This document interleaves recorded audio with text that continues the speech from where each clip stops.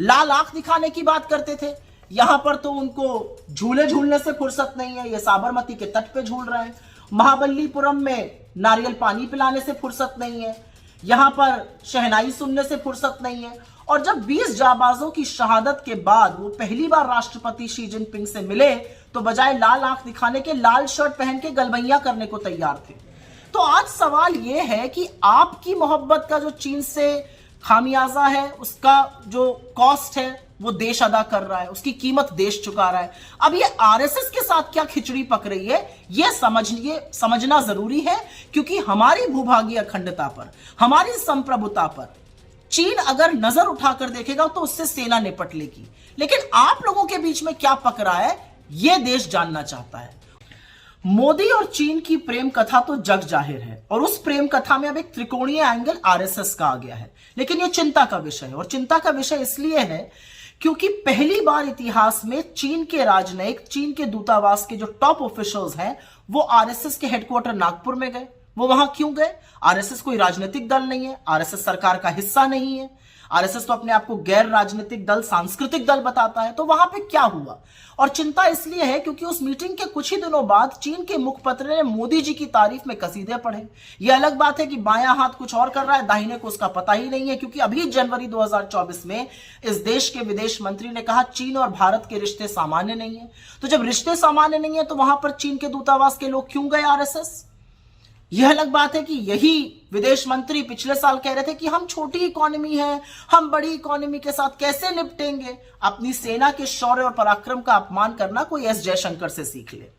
लेकिन अब याद रखिए कि हुआ क्या है। अप्रैल मई 2020 के बीच में चीन घुसपैठ कर रहा था, और 15 जून की वो सियाह रात 2020 की जब 20 जाबाजों की गलवान में शहादत हुई। यह अलग बात है कि 4 दिन बाद मोदी जी ने देश से सीधा सफेद सपाट झूठ बोला और बिना पलक झपकाए कहा कि कोई घुसा हुआ नहीं है। और कितनी बड़ी विडंबना है कि तब से 19 कोर कमांडर लेवल की बातचीत में, मीटिंग में चीन वही क्लीन चिट लेकर बार बार दोहराता है कि आपके प्रधानमंत्री ही कहते हैं कि कोई घुसा हुआ नहीं है। लेकिन इस दौरान क्या किया? इस दौरान मोदी सरकार ने हमारे पेट्रोलिंग पॉइंट, जहां तक हम गश्त करते थे, पेट्रोलिंग पॉइंट 10, 11, 12, 13, 14, 15, 16, उनको बफर जोन में डाल दिया। जिन रणनीतिक इलाकों पर हमने कब्जा किया था वहां से सेना को पीछे किया गया। और यही नहीं, सिर्फ 21 लोगों को इस देश में परमवीर चक्र मिला था, उसमें से एक मेजर शैतान सिंह थे जिनका स्मारक लद्दाख में बना हुआ था। उस स्मारक को भी बफर जोन में डाल दिया गया। और सिर्फ स्मारक बफर जोन में नहीं डाला गया, अब कहा जा रहा है उसको शिफ्ट किया जाएगा। और इसकी पुष्टि भाजपा के खुद के काउंसलर ने लद्दाख में की है, वहां के चरवाहों ने की है कि जहां तक पहले जा सकते थे अब जा नहीं पा रहे हैं। अरे सब कुछ छोड़िए, इनका खुद का सांसद अरुणाचल में कहते हैं कि चीन गांव बसा रहा है और मोदी जी की आंखों से चीन के प्रेम की पट्टी ही नहीं उतरती है।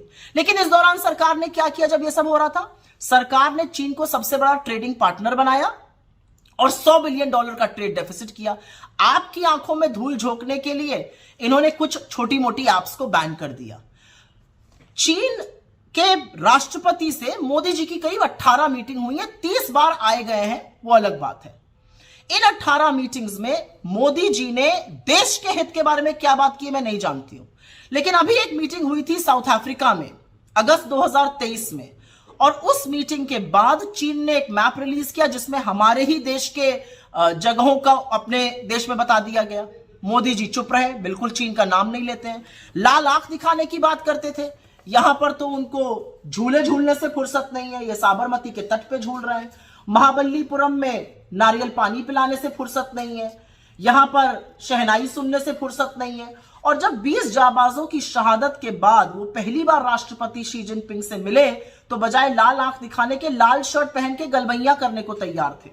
तो आज सवाल यह है कि आपकी मोहब्बत का जो चीन से खामियाजा है, उसका जो कॉस्ट है वो देश अदा कर रहा है, उसकी कीमत देश चुका रहा है। अब ये आरएसएस के साथ क्या खिचड़ी पक रही है ये समझना जरूरी है, क्योंकि हमारी भूभागीय अखंडता पर, हमारी संप्रभुता पर चीन अगर नजर उठाकर देखेगा तो उससे सेना निपट लेगी। लेकिन आप लोगों के बीच में क्या पक रहा है यह देश जानना चाहता है, और यह जवाब आपको भी देना पड़ेगा और यह नागपुर में बैठे हुए आरएसएस के लोगों को भी देना पड़ेगा।